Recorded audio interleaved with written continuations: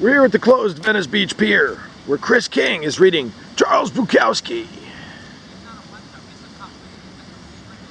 It's one thing to talk about revolution while your belly is full of another man's beer and you're traveling with a 16-year-old runaway girl from Grand Rapids. It's one thing to talk about revolution while three jackass writers of international fame have you dancing to the Om game. It's another thing to bring it about. It's another thing to have happen. Paris, 1870 to 71.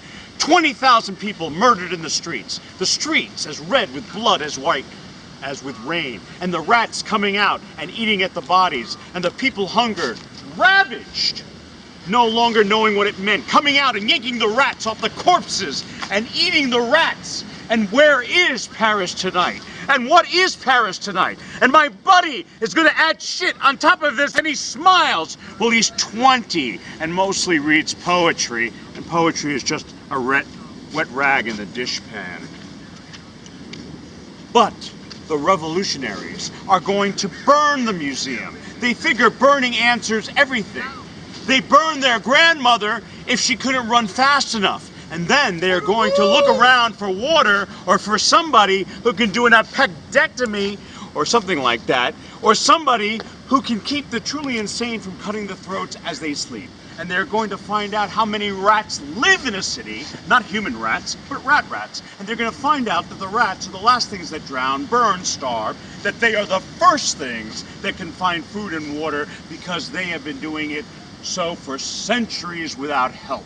The rats are the true revolutionaries. The rats are the true underground, but they won't want your ass except to nibble on, and they are not interested in Om. I'm not saying give up.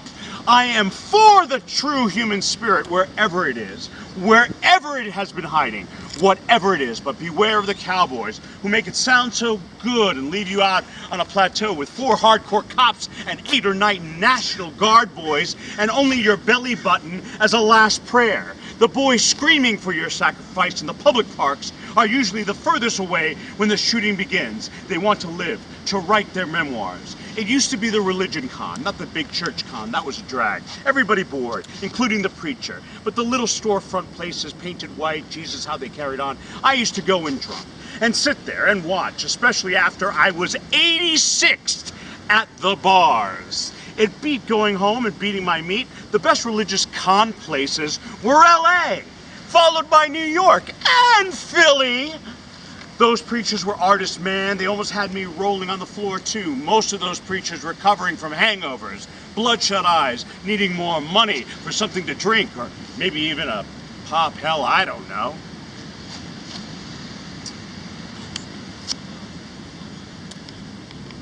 Bravo. Chris King, bravo! Free the Venice Beach Pier! Free the pier! Do you like the pier? I'll be curious how that turns out. Are you a guy who likes the pier? Do you miss the pier? I missed the pier. Nice zen walks? Yeah, it was wonderful. Yeah. The sense of community, people coming together, people watching the fishermen, people ending up at the top of the pier, all mixes of people, or myriads of people.